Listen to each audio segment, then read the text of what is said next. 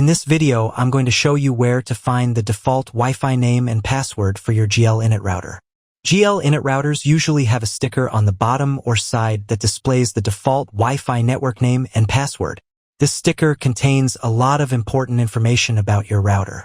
This label will have the default Wi-Fi name, labeled as SSID. Next to or below it, you'll find the password or Wi-Fi key. This is your default Wi-Fi password.